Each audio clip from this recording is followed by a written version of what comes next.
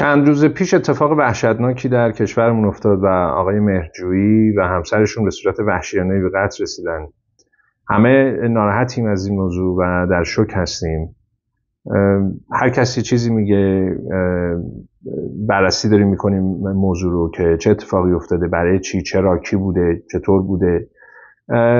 خب میشه خیلی احتمالات داد که قتل سازمانی بوده، دولتی بوده، یا افغانی‌ها این کار کردن، طلبکار بودن، دزد رفته اونجا، یا هر چیز دیگه. ولی به صورت کلی چیزی که خیلی ما رو ناراحت میکنه یکی این که چرا برای هنرمندی مثل آقای داریوش مهرجویی باید این اتفاق بیفته. البته برای هر کسی همین اتفاق بیفته همینقدر دردناک البته، ولی یه هنرمند شناخته شده که جهانی هست و همسرشون به این شکل قصابی میشن، همه رو بسیار ناراحت میکنه، هممون ناراحت هستیم.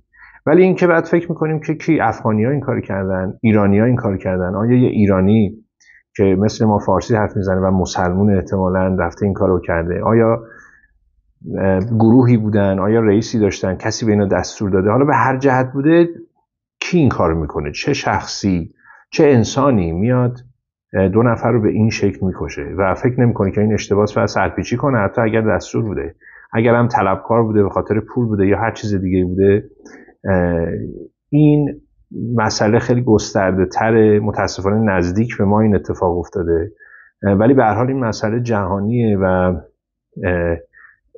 دوباره به ما یادآوری میکنه که چقدر انسان میتونه پلید باشه، انسان قادر دست به چه کارهایی بزنه. همین الان در اسرائیل و غزه داره جنایاتی اتفاق میفته، کودکان از هر دو طرف، زنان، مردان، کسایی که خبر ندارن، اصلا سیاستمدارا پشت پرده دارن چیکار میکنن، دارن زیر آوار میمیرن، از هر دو طرف دارن کشته میشن. و این جنایت یک کلوزآپ از جنایات بشر که انسان میتونه چقدر پلید باشه و چقدر میتونه قسی القلب باشه. حتی نمیتونیم بگیم حیوانیه، حیونا این کارو نمیکنن. 4 تا شیرم اگه یک گورخری چیزی رو تیکه پاره میکنن، میخورن و میدن بچه‌هاشون و اصلا فکر نمیکنن، هیچ دشمنی با اون شکارشون ندارن. حالا بررسی حرفا زیاده که کی این کارو کرده، ولی من خیلی ناراحت میشم اگر آقای مهرجویی و همسرشون قربانی یک دزدی ساده شده باشن یا طلبکارا این کار کرده باشن. ای کاش این اتفاق نمی افتاد، ای کاش واقعا این اتفاق نمی افتاد. اما حالا که افتاده، من به شخصه امیدوارم که قتل سازمانی بوده باشه، چون افرادی که این کارو کردن محاسبات غلطی انجام دادن. آقای مهرجویی کارگردان تموم شده بود، عملاً 83 سالش بود، نسل جدید احتمالاً فراموش کرده بود آقای مهرجویی رو. فیلماش ما که در 50 هستیم هامون رو به یادمونه، رفتیم سینما، جوایزش و درخت گلابی و اجاره‌نشینا و فیلم‌های دیگه‌اش و اوج کارش رو ما تجربه کردیم. عملاً دیگه تموم شده بود آقای مهرجویی. حتی فیلماش هم شاید خیلی‌ها ندیدن از نسل‌های دهه 80 90. اینه که عملاً قتل چنین کارگردانی در این سن حذفش نبود، عملاً بازگشت مهرجویی بود، عملاً زنده شده مهرجویی با این قتل. اونایی که فکر کردن اینجوری مهرجویی رو حذف میکنن، عملاً تولد دوباره به مهرجویی دادن. مهرجویی الان بررسی میشه، دوباره فیلماش دوره کاریش بررسی میشه، احتمالاً بزرگداشت‌های زیادی گرفته میشه و باید گرفته بشه و نسل جدید احتمالاً به خاطر این قتل دوباره مهرجویی رو خواهند شناخت. من خودم این چند روزه گاو رو دوباره دیدم، هامون رو دیدم، بقیه فیلماشون هم دانلود کردم که هر شب دارم میبینم فیلماشون رو. هم یه جورایی آرومم میکنه، هم یه جورایی باز اذیتم میکنه که این اتفاق افتاده. ولی اگر این قتل سازمانی بوده باشه تأثیر معکوس داره و مهرجویی که پیر شده بود و نزدیک به مرگ بود، یک روند برعکسی رو حالا طی میکنه و دوباره متولد میشه و هی قوی‌تر، یعنی جوانتر و جوانتر میشه.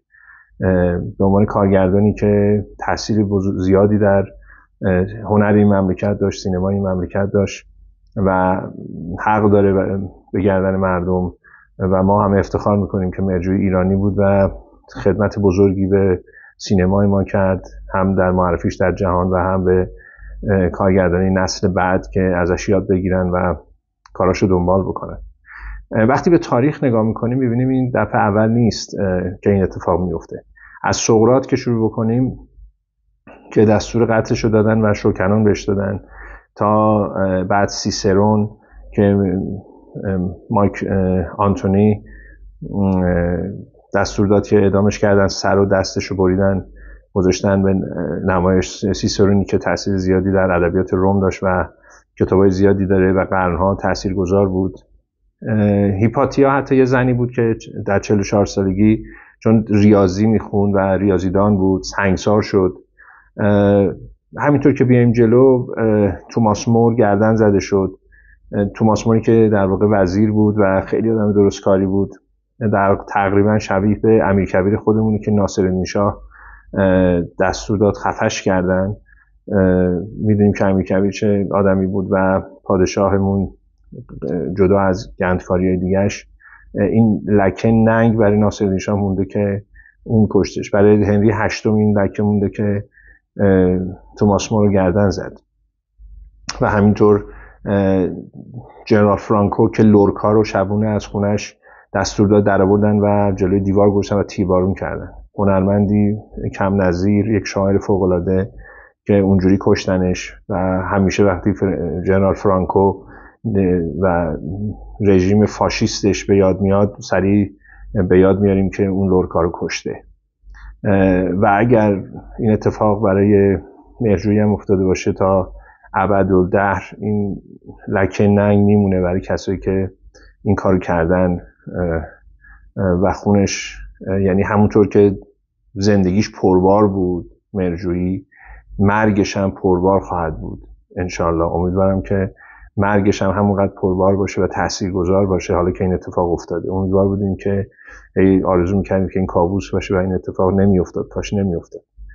هر کس تو تاریخ نگاه میکنین بشر انقدر پلیده که تو تاریخ نگاه میکنین این هر کس که کار خوب میکرده، هر کس که حرف درست میزده کشته شده.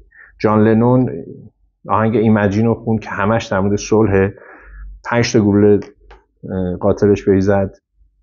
مارتین لوتر کینگ که گفت I have a dream، همه میخوان مساوی باشن، برابر باشن، به قتل رسید. گاندی که گفت مسلمان ها هندی همه برابرن، به قتل رسید. و خیلی های دیگه که همش دم از صلح زدن، حرف از صلح زدن، قدم برداشتن. بکتو با چاقو زدن، نمرد ولی سال تا آخر عمرش رنج کشید از عواقب اون چاقویی که بهش زدن. پازولینی رو کشتن، اونم سرگذر با چاقو زدن کشتنش. و این تاریخ بشر متاسفانه. و اینقدر نیروهای تاریکی قوی هن که هر چقدر که دیگران روشنگری میکنن، هر چقدر که تلاش میکنن برای صلح و به اصطلاح پایداری، روشنگری و آگاهی، بازی همچه اتفاقی که میفته به نظر میاد که بیفایده است. حالا در آخر به نظرم که وظیفه ما چیه؟ ما که نمیتونیم قاتل رو پیدا کنیم یا بالاخره حالا اصلا به مجازات هم برسونیم، همین فردا اعدام بکنن قاتلشو. این تاثیر این جنایت باقی میمونه. این کسی که انسانی که بتونه این کارو بکنه و در نزدیکی ما یک بشری، یک هموطنی بیاد یه همچین کاری بکنه، اصلا مجازات اون افراد هم خیلی کارساز نیست، هرچند دلمون خنک میشه البته. ولی خب وظیفه واقعا ما چیه؟ وظیفه ما اینه که در مورد مهرجویی صحبت کنیم، در مورد مهرجویی بنویسیم، اگه جلساتی از شرکت کنیم، فیلماشو ببینیم. پیشنهاد میکنم فیلماشو ببینیم. منم سعی میکنم باز پست بذارم در مورد فیلماش و تحلیل فیلماش تا حداقل اون توطئه و نقشه‌ای که قاتلین بی‌وجدان داریوش مهرجویی و همسرش داشتن خنثی بشه.